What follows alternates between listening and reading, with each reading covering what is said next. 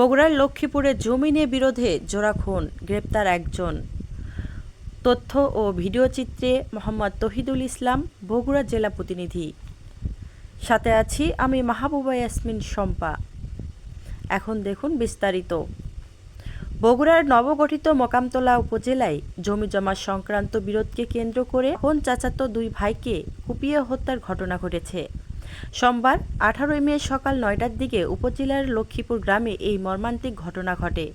এ ঘটনায় অভিযুক্ত এক যুবককে গ্রেপ্তার করেছে পুলিশ। নিহতরা হলেন লক্ষ্মীপুর গ্রামের মোফাজ্জল হোসেনের ছেলে সুমন এবং জামিল হোসেনের ছেলে ইয়াসিন।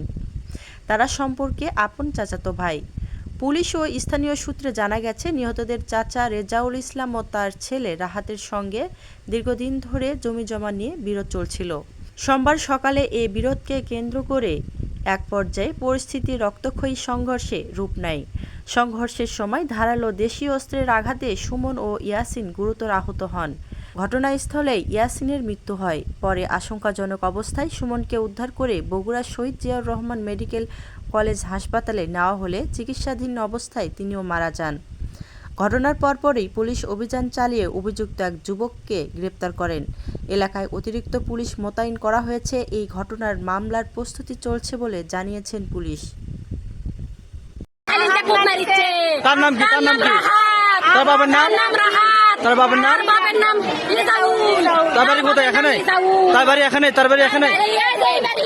সবাই আগুন লাগে দেন, এই বাড়ি না? সবাই আগুন লাগে দেন, আমরা সবাই ফাঁসি চাই, আমরা সবাই হ্যাঁ অবশ্যই।